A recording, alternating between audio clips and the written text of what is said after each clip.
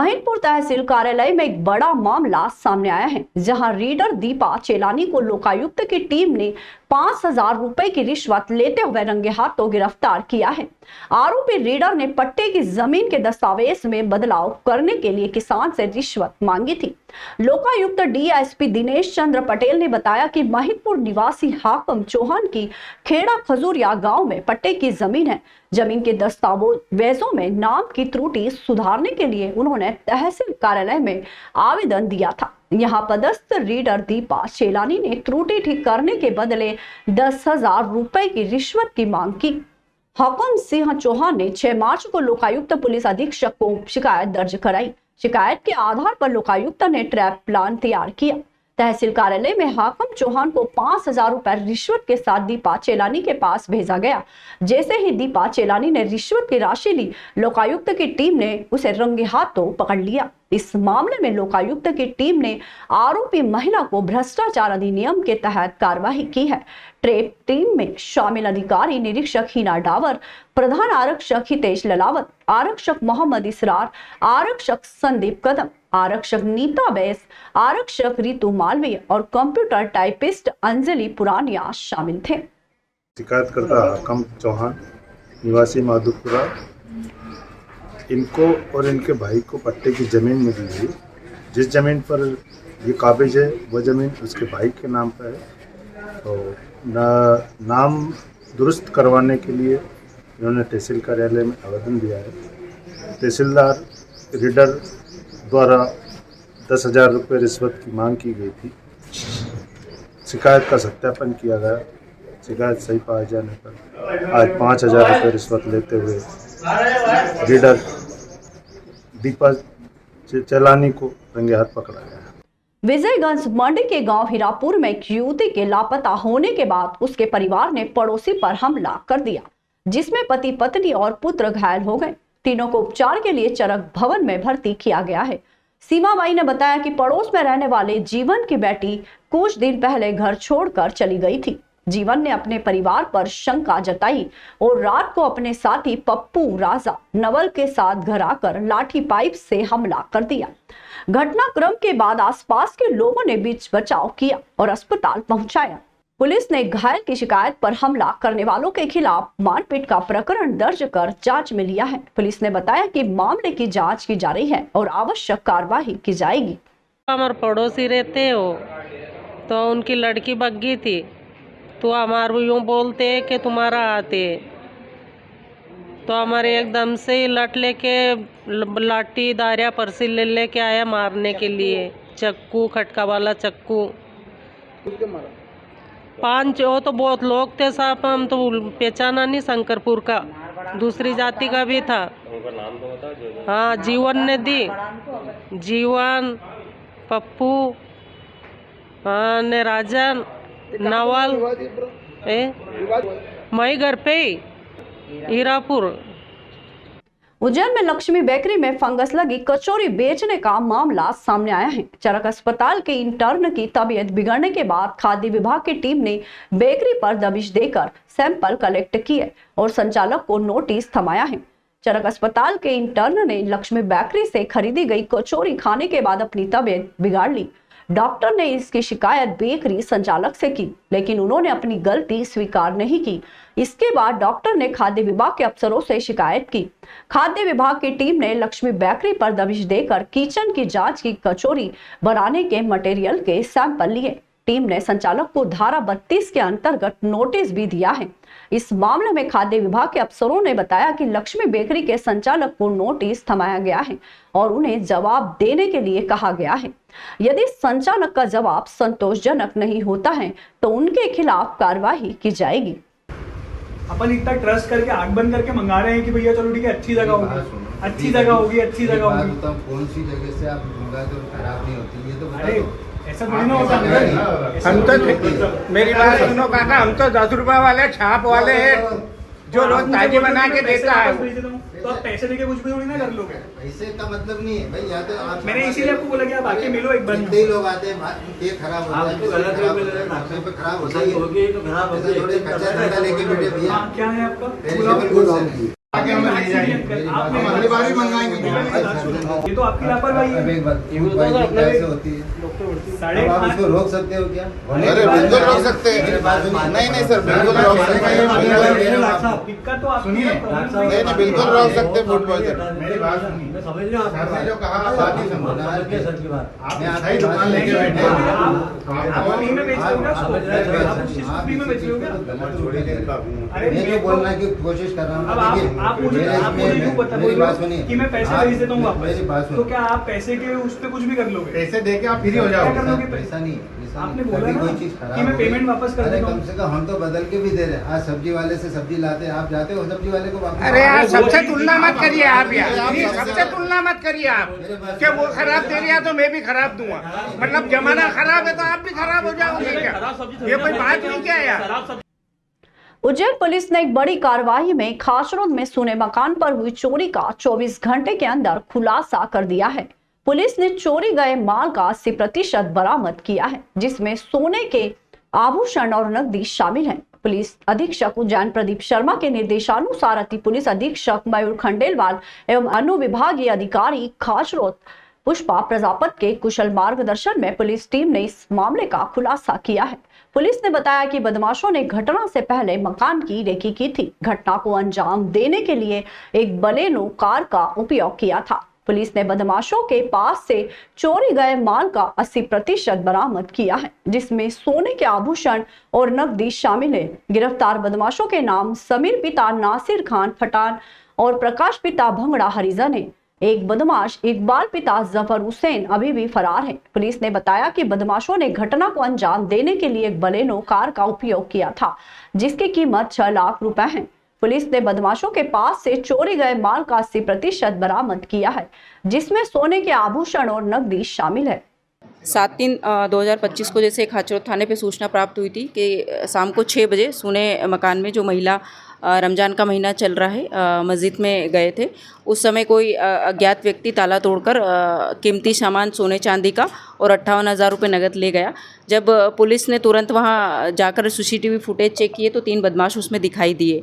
जब आसपास सूत्र स्थापित करके उनके फुटेज वगैरह हमने भेजे तो ये पता चला कि ये इंदौर खजराना के रहने वाले हैं। तुरंत ने टीम वहाँ पहुंची और 2 लोगों को उसमें से गिरफ्तार कर दिया। एक आरोपी जो अभी नहीं मिला है वो फरार है। इसमें ये है कि इनका तरीका वारदात ये रहता है कि ये पहले रेकी करते हैं और सूने मकानों को अपना टारगेट बनाते हैं। मध्य प्रदेश सरकार ने 2028 में उज्जैन में आयोजित होने वाले सिंहस्थ महाकुंभ और उज्जैन के विकास के लिए 2000 करोड़ रुपए का बजट प्रस्तावित किया है। ये बजट वित्त मंत्री जगदीश देवड़ा ने विधानसभा में पेश किया है।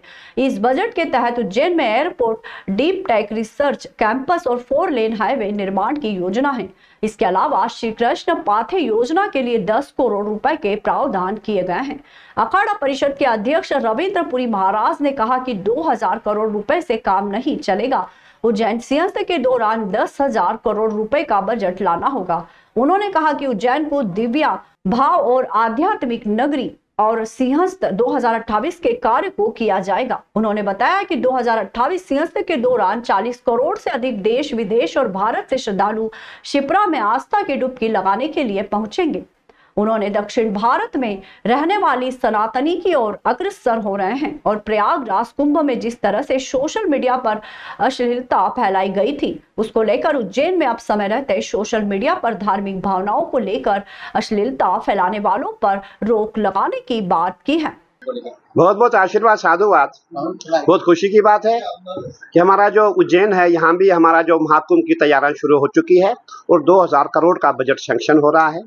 और हमारा ये मानना है कि जब हमारी अभी कमिश्नर साहब से बात हुई थी, पूरे उज्जैन को जैसे आप समझते हैं, जैसे जितना भी रोड में बना हुआ है सब बना रखा हुआ है और जितने भी हमारे रोड है सभी से इसको मिलाया जा रहा है और पूरा आप ये समझेंगे कि पूरा रोडों का जाल बिछा हुआ है। बहुत बड़ा काम है, इसीलिए हमारा जितना भी शासन प्रशासन है बहुत जल्दी से काम शुरू करना पड़ेगा और सभी लगे हुए हैं। और हम यही कहना चाहेंगे जो आने वाला जो यहाँ का महाकुंभ है वो बहुत दिव्य हो, भव्य हो और बिल्कुल अभी मेरी बात हुई थी, लोगों ने कहा नहीं जी यहाँ करीबन 10 से 11 करोड़ श्रद्धालु आएंगे, लेकिन मैंने कहा है कि जो हमारा अनुमान है, हमने कभी ऐसा नहीं सोचा था कि प्रयागराज में 60 करोड़ श्रद्धालु आएगा। और हमें ये सोच के चलना है कि हमें भी यहाँ क्षिप्रा के लिए जो यहाँ महाकुंभ होने जा रहा है उज्जैन में, यहाँ भी करीबन 40 करोड़ से कम श्रद्धालु नहीं आएगा, क्योंकि अब पूरा सनातनी जाग चुके, पूरा हिंदू जाग चुका है। और हमने इस समय प्रयागराज में देखा था, पूरा पश्चिम उत्तर दक्षिण जितने भी सनातनी है, जर्मन, जापान, अमेरिका, जितने भी कंट्रीज में हमारे हिंदू थे, सभी प्रयागराज में आए थे। और सबसे विशेष बात हमने ये देखी थी, कभी भी किसी महाकुंभ में या अर्धकुंभ में दक्षिण भारत नहीं आया था। इस समय हमने देखा पूरे दक्षिण भारत के जितने हिंदू है, जितने सनातनी है, सभी महाकुंभ में आए थे। इसीलिए हमको जो है थोड़ा सा और कार्य करना है और हमें इसके लिए प्रयास करना कि बहुत जल्दी हम यहाँ का कार्य शुरू करें, ताकि आने वाले समय में ऐसा कुछ न हो कि हमें उस समय दिक्कत आए, परेशानी आए। मध्य प्रदेश सरकार ने माधवनगर हॉस्पिटल को सोनोग्राफी मशीन उपलब्ध कराई है, जिससे मरीजों को जल्द ही सोनोग्राफी की सुविधा मिलने लगेगी। ये मशीन हॉस्पिटल पहुंच गई है और इसके इंस्टॉलेशन का काम किया जा रहा है। माधवनगर हॉस्पिटल के प्रभारी डॉक्टर विक्रम रघुवंशी के अनुसार ये सुविधा जल्द मरीजों को उपलब्ध कराई जाएगी। ये सुविधा मरीजों के लिए निःशुल्क रहने वाली है। इससे पहले माधवनगर हॉस्पिटल में सोनोग्राफी करने की सुविधा नहीं थी, जिसके कारण रोजाना 10 से 12 मरीजों को और प्रसूताओं को सोनोग्राफी के लिए पुराने शहर के चरक हॉस्पिटल में भेजना पड़ता था। चरक हॉस्पिटल में सोनोग्राफी के लिए ज्यादा लोड होने के कारण 2 से 3 दिन तक मरीजों को सोनोग्राफी के लिए इंतजार करना पड़ता था। मुख्यमंत्री डॉक्टर मोहन यादव के निर्देश पर रोगी कल्याण समिति सदस्य अभय विश्वकर्मा के प्रयासों से स्वास्थ्य विभाग ने माधवनगर हॉस्पिटल के लिए एक सोनोग्राफी मशीन की सौगात दी। माधवनगर हॉस्पिटल के फर्स्ट फ्लोर पर एक कक्ष को सोनोग्राफी रूम के रूप में विकसित किया जा रहा है, जहां पर सोनोग्राफी के लिए लगने वाली सभी सुविधाएं उपलब्ध कराई जाएगी। यहाँ से अभी तक ये व्यवस्था थी कि जो भी सोनोग्राफी होती थी, वो चाहे गर्भवती की है या बच्चों की है या दूसरे भी की जिनकी होती थी पेटों की सोनोग्राफी, वो सब हम जिला अस्पताल, सड़क अस्पताल में वहाँ बहुत वेटिंग होती थी और मरीजों को बड़ा सफ़र करना पड़ता था, यहाँ से वहाँ जाना पड़ता था। अब यहाँ पे मशीन माधवनगर में आ गई है और शासन ने भेजी है और अच्छी मशीन आई है, तो अब यहाँ एक और सुविधा उपलब्ध हो जाएगी। इस अस्पताल में सोनोग्राफी यहाँ चालू हो जाएगी, वो जल्दी चालू होने वाली, इसका कार्य अभी जारी है। उज्जैन में केडी पैलेस पर शिप्रा नदी पर बन रहा ब्रिज का निर्माण फिर से शुरू हो गया है। ये ब्रिज लगभग 1 साल से बंद था, क्योंकि ठेकेदार ने डिजाइन में बदलाव के कारण काम बंद कर दिया था। अब सेतु निगम ने फाउंडेशन कार्य की संशोधित ड्राइंग डिजाइन मिलने पर काम फिर से शुरू करा दिया है। ये ब्रिज 12 मीटर चौड़ा और 175 मीटर लंबा होगा, जो कालीदाह महल के पास शिप्रा नदी पर बनाया जा रहा है। इस ब्रिज का निर्माण गुजरात की JNP कंस्ट्रक्शंस फर्म कर रही है। ये ब्रिज बन जाने से शहर के आसपास के 7 गांवों के लोगों की आवाजाही में आसानी होगी। सेतु निगम के कार्यपालन अभियंता PS पंत ने बताया कि ब्रिज का निर्माण वर्षा काल प्रारंभ होने से पहले पूर्ण करा लिया जाएगा। ये ब्रिज लगभग 8 करोड़ 97 लाख रुपए से बनाया जा रहा है। सेतु निगम की टीम इस ब्रिज को समय पर पूरा करने का प्रयास कर रही है।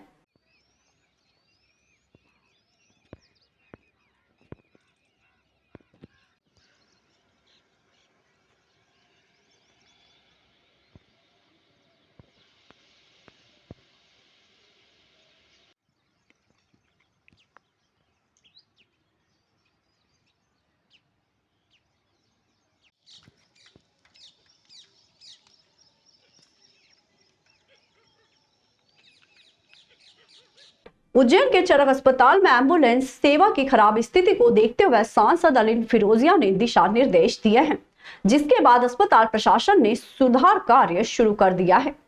सांसद अनिल फिरोजिया ने कुछ समय पहले अस्पताल का निरीक्षण किया था, जिसमें उन्होंने एम्बुलेंस सेवा की स्थिति पर अस्पताल प्रशासन को ध्यान देने की बात कही थी।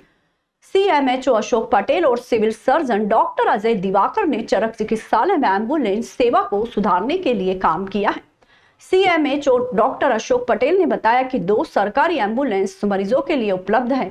इसके अलावा एक रेड क्रॉस एम्बुलेंस भी है, जिसका निरीक्षण सांसद द्वारा किया गया था और इसका मरम्मत कार्य जारी है। सांसद अनिल फिरोजिया ने CSR फंड से 2 और एम्बुलेंस उपलब्ध कराई है, जो इमरजेंसी प्रोटोकॉल और वीआईपी ड्यूटी के लिए उपयोग की जाती है। इन एम्बुलेंस में आवश्यक सामग्री जैसे कि ऑक्सीजन सिलेंडर, फेबलेट मशीन आदि सुरक्षित और संचालित है। इस सुधार कार्य से चरक अस्पताल में स्वास्थ्य सेवाओं की बेहतर व्यवस्था सुनिश्चित होगी और मरीजों को बेहतर सुविधाएं प्रदान की जा सकेगी। पर्याप्त मात्रा में एम्बुलेंस की व्यवस्था है। 2 एम्बुलेंस हमारे पास सरकारी है जो मरीजों को लाने ले जाने काम करती है। इसके अलावा एक रेड क्रॉस द्वारा भी एक दी गई एम्बुलेंस है जिसका निरीक्षण सांसद महोदय द्वारा किया गया था। उसका मरम्मत कार्य जारी है और उसको मरम्मत करने के बाद उसको रेड क्रॉस को वापस दी जाएगी। अगर वो चाहते हैं कि इसका संचालन हमारे द्वारा किया जाए तो उनको पूर्व अनुमति दी जाएगी कि आप संचालन इसका कर सकते हैं। इसके अलावा सांसद महोदय निधि द्वारा जो CSR फंड से 2 एम्बुलेंस उपलब्ध कराई गई थी वो हमारे पास उपलब्ध है। उसको इमरजेंसी प्रोटोकॉल, VIP ड्यूटी, कारकेट वगैरह आदि में हम उपयोग करते हैं। उसकी समस्त सामग्री एम्बुलेंस में रखी हुई है, वो सुरक्षित है। वो सांसद महोदय द्वारा एक अपने परिवार की स्मृति में एक दी गई थी एम्बुलेंस, वो भी हमने मोबाइल यूनिट मोहल्ला क्लिनिक के लिए रख रखी है। उसका भी संचालन अतिशीघ्र किया जाएगा। विश्व प्रसिद्ध बाबा महाकाल के मंदिर में लाल कारपेट के साथ श्रद्धालुओं को पांव ना जले, इसके लिए पानी की बौछार भी की जा रही है। मंदिर प्रशासन द्वारा किसी भी तरह की श्रद्धालुओं को असुविधा न हो, इसके लिए सतत प्रयास किए जाते हैं। गर्मी की शुरुआत में ही अपना एक अलग ही रूप धारण कर रखा है। वहीं मंदिर द्वारा लाल कारपेट तो बिछाया ही, साथ में पानी की बौछार भी की जा रही है।